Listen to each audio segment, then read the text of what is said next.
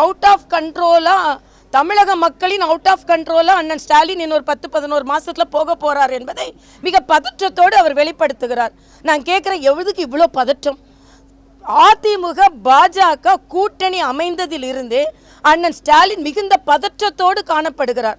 நான் சொல்கிறேன், டெல்லிக்கு நீங்கள் அடிபணிய வேண்டும் என்று யாரும் சொல்லலை.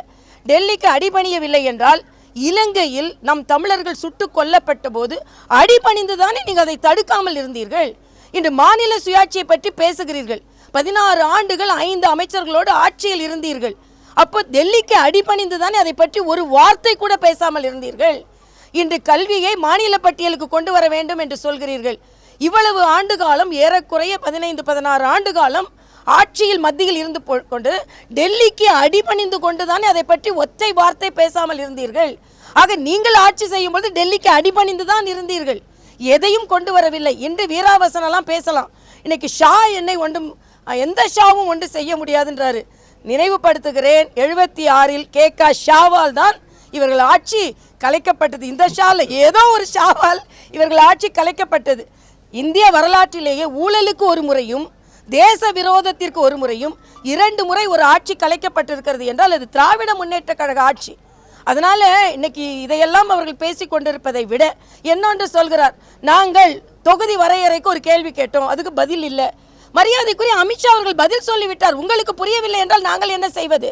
அதே மாதிரி ஹிந்தி திணிப்பை பற்றி பதில் இல்லை என்று சொல்கிறார். மரியாதைக்குரிய தர்மேந்திர பிரதான் அவர்கள் ஹிந்தி திணிப்பு கிடையாது என்று சொல்லிவிட்டார். உங்களுக்கு புரியவில்லை என்றால் அவர்கள் என்ன செய்வார்கள்? அதனால் புரிந்தும் புரியாதது மாறியும் தெரிந்தும் தெரியாதது மாறியும் ஆக பதற்றத்தில் பதற்றம் இல்லாததை மாறியும் இன்று முதலமைச்சர் அவர்கள் மிகுந்த பதற்றத்தோடு இருக்கிறார்கள். பதற்றம் வேண்டாம் முதலமைச்சர் அவர்களே, ஒரு 11 மாதம் பொறுத்திருங்கள், நாங்கள் ஆட்சிக்கு வருவோம். அதற்கு பின்பு என்னெல்லாம் தமிழக மக்களுக்கு கொண்டு வர வேண்டுமோ அதையெல்லாம் கொண்டு வருவோம். எப்போ பார்த்தால் மோதல் போக்கு இருந்தால் எப்படி? நான் கேட்குறேன், நிதியை பற்றி பேசுகிறீர்கள், ஏன் நிதி ஆயோக் கூட்டத்திற்கு போகவில்லை? ஒரு மாநிலத்தின் நிதி கட்டமைப்பை முழுவதுமாக விவாதிப்பது நிதி ஆயோக், அதுக்கு நான் போக மாட்டேன். அதே மாதிரி இலங்கையில் இன்று தமிழக மீனவர்களை பற்றி பேசுகிறீர்கள். தமிழக மீனவர்கள் பிரச்சனையும் இந்த இலங்கை மண் இந்தியாவிற்கு எதிராக பயன்படாது என்று இலங்கை அதிபரிடம் இருந்து உறுதிப்பாட்டை வாங்கிவிட்டு வந்த மரியாதைக்குரிய பிரதமரை ஏன் வரவேற்கவில்லை? எனக்கு எல்லாவற்றையும் அண்ணன் ஸ்டாலினோட நடவடிக்கை பார்த்தால் நேரடியாக கேசிஆரின் நடவடிக்கை பார்த்தது போலவே இருக்கிறது. நினைவலைகள் அப்படியே சுற்றி சுற்றி வருகிறது. இப்படித்தான் மத்திய அரசை குறை கொண்டே இருந்தார். இன்னைக்கு விஸ்வகர்மா திட்டம் என்று ஒன்றை ஆரம்பிக்கிறார். நான் கேட்குறேன், 5 முறை தமிழகத்தை ஆண்ட பின்பு கைவினை கலைஞர்களை பற்றி சிந்தனையே உங்களுக்கு வரல. மரியாதைக்குரிய மோடி அவர்கள் ஒரு திட்டத்தை கொண்டு வந்தவுடன் அவசரமாக கைவினை கலைஞர்களுக்காக ஒரு திட்டத்தை கொண்டு வருகிறீர்கள்.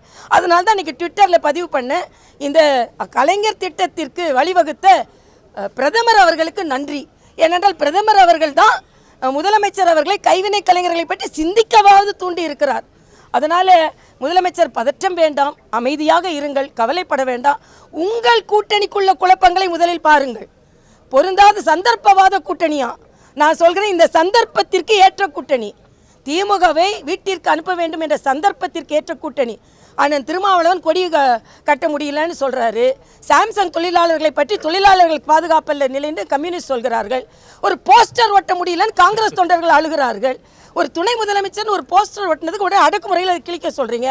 ஆக உங்கள் கூட்டணியில் தான் இன்று குழப்பமே தவிர நாங்கள் இன்று ஏற்படுத்தி இருக்கின்ற கூட்டணி பலமான கூட்டணி. இன்னும் பல பேர் அதில் சேருவார்கள். அதனால் பலமான கூட்டணியை கொண்டு நாங்கள் 2026 சந்திக்க போகிறோம். அதனால் பதற்றம் வேண்டாம், அமைதியாக இருங்கள் என்று கேட்டுக்கொள்கிறேன். இல்லை, நான் எங்களோட கூட்டணியில் பல பேர் சேர்வதற்கு மரியாதைக்குரிய அமித்ஷா அவர்கள் எல்லா முயற்சியும் மேற்கொள்வார்கள். அதனால் எங்கள் தலைமை யாரையெல்லாம் இணைக்க வேண்டுமோ அவர்களை இணைப்பார்கள். அவர்கள் இணைத்ததை வைத்து நாங்கள் வழிநடத்தி அதற்கான வழி நடப்போம். அல்ல, ஏற்கனவே அதிமுகவோட பேச்சுவார்த்தை நடந்ததை மாதிரி பல பேச்சுவார்த்தைகள் நடக்கலாம் நிச்சயமாக.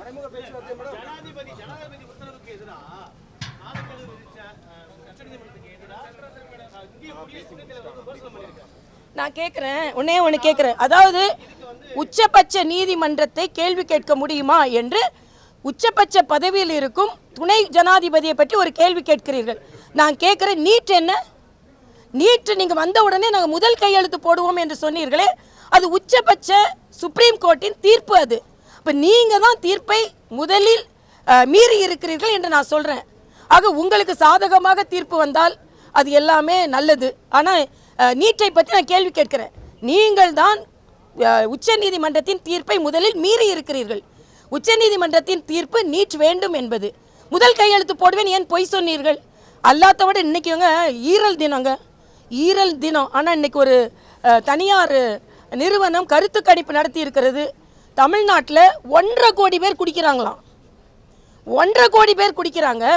குடிப்பதற்காக மட்டும் ஒரு குடும்பத்தில் ஒரு பெண்ணிடம் இருந்து அவங்க கணவர் 6000 ரூபாய் பறிச்சுட்டு போயிடுறாராம். ஆக 1000 ரூபாயை கொடுத்துட்டு 6000 ரூபாய் பிடுங்கிறதுக்கு ஏற்பாடு செஞ்சு கொண்டு இருக்கிறீங்க. நான் ஸ்டாலின்கிட்ட கேட்குறேன், 4 வருஷம் முடிஞ்சிருச்சுல்ல, கொடியை பிடிச்சி உங்கள் வீட்டு முன்னால் நின்னீங்களா கருப்பு கொடியை? இன்றைக்கி உலக ஈரல் நலன் தினம். இன்றைக்கி என்ன கருத்து கணிப்பு சொல்கிறேன்னா, தமிழ்நாட்டில் ஈரல் கெட்டு டாஸ்மாகினால் அனுமதிக்கப்படுபவர்கள் அதிகமாக இருக்கிறார்கள். என்ன பதில் சொல்கிறீங்க? ஆக எப்போ பார்த்தாலும் மணிப்பூரை பாரு, உத்தரப்பிரதேசத்தை பாரு, மகாராஷ்டிராவை பாரு, முதல் தமிழ்நாட்டை பாருங்கள், அதுக்கப்புறம் பார்க்கலாம். நன்றி.